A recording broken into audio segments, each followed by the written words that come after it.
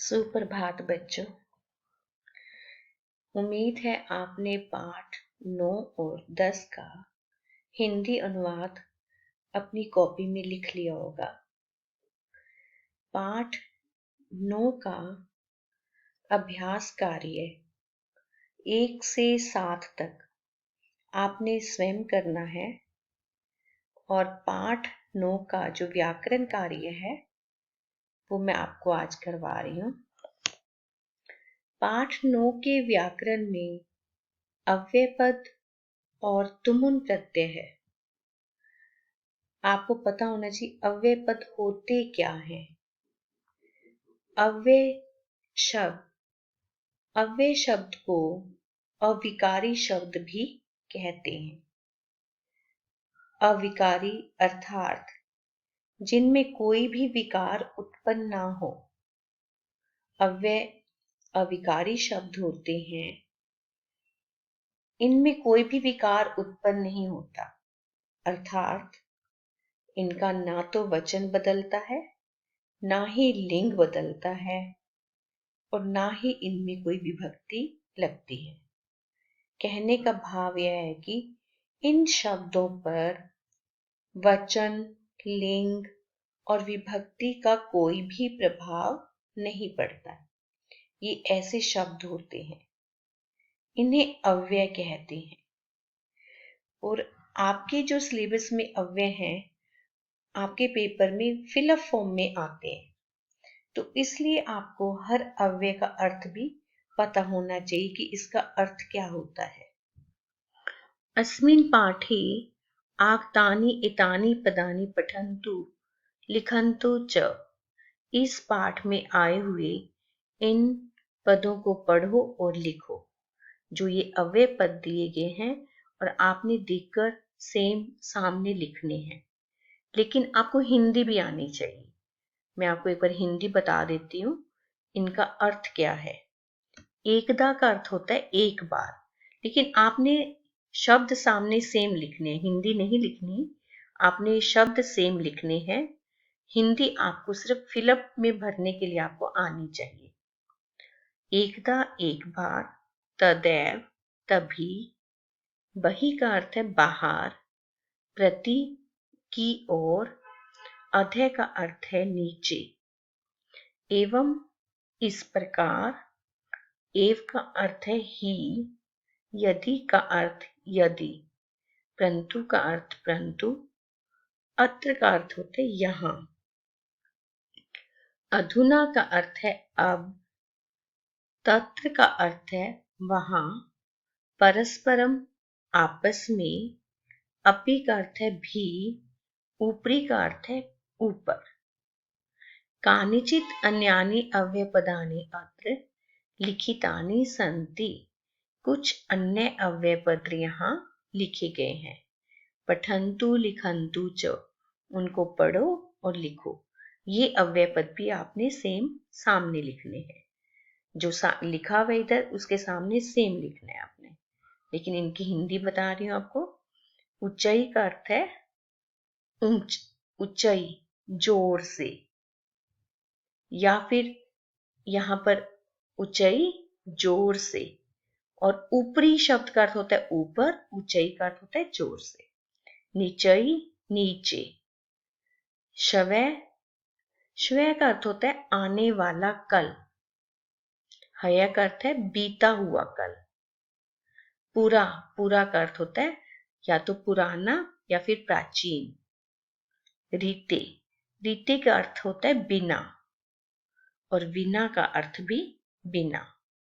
नमः का अर्थ होता है नमस्कार। अभ्यास, मंजूषाया समुचितम अव्ययम चित्वा रिक्त स्थानानि पूरयन्तु। मंजूषा से उचित अव्यय को देखकर रिक्त स्थान पूरा करो। अब ये मंजूषा दे रखी है, यहाँ से आपने अव्यय शब्द भरना है। आप अव्यय तभी भर पाओगे यदि आपको अव्यय की हिंदी आती होगी।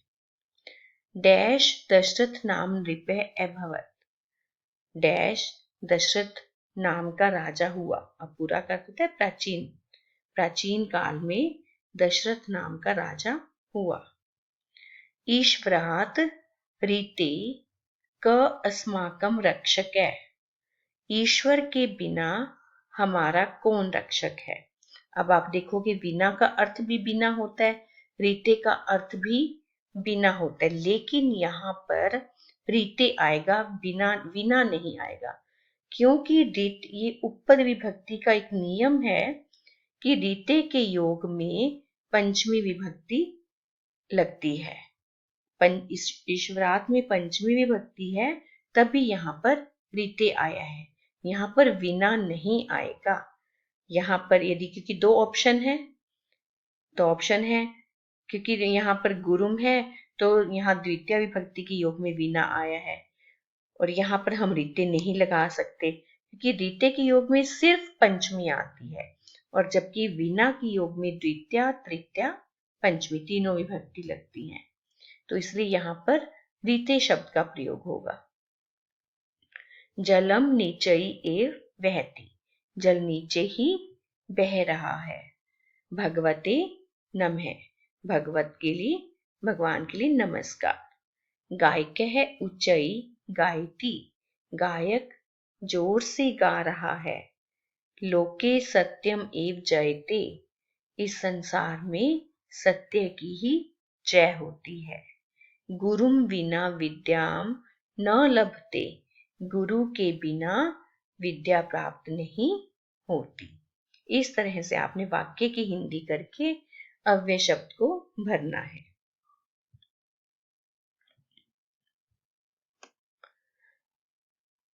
अधुना यूयम पाठम स्मरत, अब तुम सब पाठ याद करो। हय अहम जंतुशालाम अगच्छन, कल मैं जंतुशाला गया। अब यहाँ देखो हया है, तब यहाँ पर लंग लकार का प्रयोग हुआ है क्योंकि हया का अर्थ होता है बीता हुआ कल। श्वै मम परीक्षा भविष्यति, अब श्वै का अर्थ होता है आने वाला कल, कल मेरी परीक्षा होगी, इसलिए यहाँ पर भविष्य काल का प्रयोग किया गया है। आगे हम पढ़ते हैं तुम उन प्रत्यय। अयम संवादम पठन्तु अवगच्छन्तु च, इयम संवादम पठन्तु अवगच्छन्तु च, इस संवाद को पढ़ो और जानो। अब संवाद है, अनुज है। राकेश त्वम कुत्र गच्छसि, राकेश तुम कहाँ जा रहे हो। राकेश है, राकेश अहम भोजनालयम गच्छामि, मैं भोजनालय जा रहा हूँ। भोजनालय उसको बोलते हैं जहां पर भोजन मिलता है, उसको भोजनालय बोलते हैं, भोजन घर। अनुजय त्वम किम कर्तुम भोजनालयम गच्छसि, तुम क्या करने के लिए भोजनालय जा रहे हो। राकेश अहम जलम आनेतुम तत्र गच्छामि, मैं जल लेने के लिए वहां जा रहा हूं। सहसा अतत्र अमित आगच्छति, अचानक वहां अमित आता है। अनुज है, अमित त्वम कुत्र गच्छसि, अमित तुम कहाँ जा रहे हो। अमित है, अहम खेलितुम क्रीडा क्षेत्रम गच्छामि, मैं खेलने के लिए खेल के मैदान में जा रहा हूँ। अनुज है, अहम अपि क्रीडितुम इच्छामि, मैं भी खेलने के लिए जा रहा हूँ। तदा तत्र अमनः आगच्छति, तब वहां पर अमन आता है। अमनः अमन। अनुज अहम तर्तुम तरनातालम गच्छामि, मैं तैरने के लिए तालाब में जा रहा हूँ। किम त्वम अपि चलिष्यसि, क्या तुम भी चलोगे। अनुज अनुज आम आम, हाँ हाँ। अहम खेलुतम न गमिष्यामि, मैं खेलने के लिए नहीं जाऊंगा। अधुना तो अहम तर्तुम इच्छामि, अब तो मैं तैरना चाहता हूँ। अमित अहम अमनेन सह गच्छामि, मैं भी अमन के साथ जाऊंगा। सर्वे गच्छन्ति, सभी जाते हैं। अब देखो आपने यहाँ पर संवाद पढ़ा है, और इसमें जो कर तुम, आने तुम, खेली तुम, इन शब्दों में तुमुन प्रत्यय का प्रयोग किया गया है। तुमुन का अर्थ होता है के लिए, करने के लिए, खेलने के लिए, पढ़ने के लिए। तुमुन प्रत्यय का अर्थ के लिए। और ये आपने प्रत्यय वाले शब्द यहाँ पर नीचे लिखने हैं। यहां से देखकर आपने नीचे लिखने हैं। एतेभ्यः वाक्येभ्यः तुमुन प्रत्ययान्तानि पदानि रेखांकितानि कृत्वा उदाहरण अनुसारम धातु प्रत्ययो विभज्य लिखन्तु। अब यहाँ पर जो प्रत्यय दे रखे हैं उनका विच्छेद करके आपने लिखना है।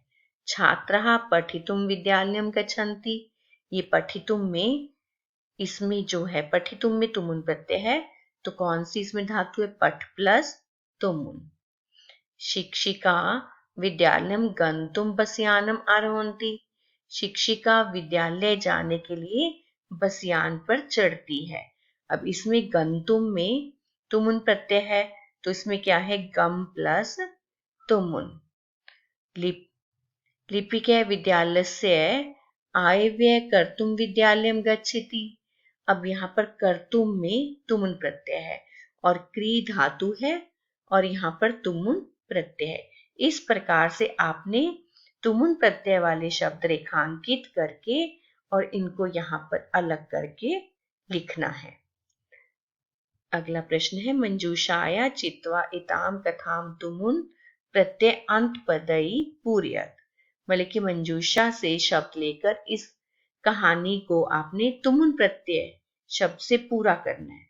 सबसे पहले तो आपने इस कहानी को पढ़ना है और फिर आपने इस मंजूषा से देखकर आपने प्रत्यय भरने हैं। एकः कृपणे आसीत्। एक कंजूस था। सह केवलम धनम संग्रहीतुम। अब सम प्लस ग्रह प्लस तुमुन, इसका क्या बनेगा? संग्रहीतुम। यहाँ पर दे रखे हैं, लेकिन आपको पेपर में मंजूषा नहीं आएगी प्रत्यय की, तो इसलिए आपको ये प्रत्यय याद करने हैं। सम प्लस ग्रह प्लस तुमुन का क्या बनेगा? संग्रहीतुम। आपने प्रत्यय इस तरह से याद करना है। व्यय प्लस तुमुन का क्या बनेगा? व्ययितुम। तो आपको प्रत्यय संयोजन आपको याद करोगे और इसका विच्छेद भी आप उसका भी अभ्यास करोगे। स धनम व्ययितुम न जानाति। वह धन खर्च करने के लिए नहीं जानता था। स कस्मै अपि धनम दातुम न इच्छति। वह किसी को भी धन नहीं देना चाहता था। सर्वम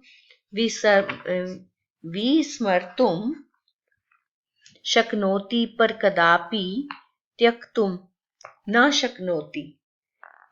वह सब कुछ भूलने के लिए समर्थ था, पर कभी भी धन छोड़ने के लिए समर्थ नहीं था। वह प्रतिदिनम अधिकम धनम प्राप्तुम इच्छति। वह हर रोज अधिक धन प्राप्त करने की इच्छा करता है। एकदा एका जन है तम पृच्छति। एक बार एक व्यक्ति उससे पूछता है, त्वम किमर्थम पृथिव्याम आगतयसि। तुम पृथ्वी पर कैसे, किस लिए आए हो? स कथयति धनम लब्धुम। वह कहता है धन प्राप्त करने के लिए। कोऽपि जन है तम सन्मार्गे आनेतुम समर्थः न अभवत्। कोई भी व्यक्ति उसके रास्ते में आने के लिए समर्थ नहीं हुआ। इस तरह से बच्चों आपने तुमुन प्रत्यय करने हैं। और जो प्रश्न नंबर 4 है, इसमें भी जो तुमुन प्रत्यय इसको अलग करके लिखना है।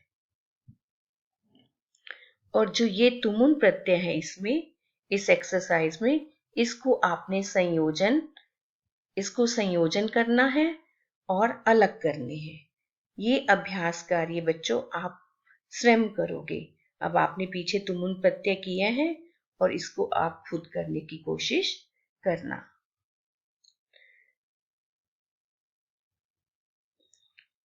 धन्यवाद बच्चों।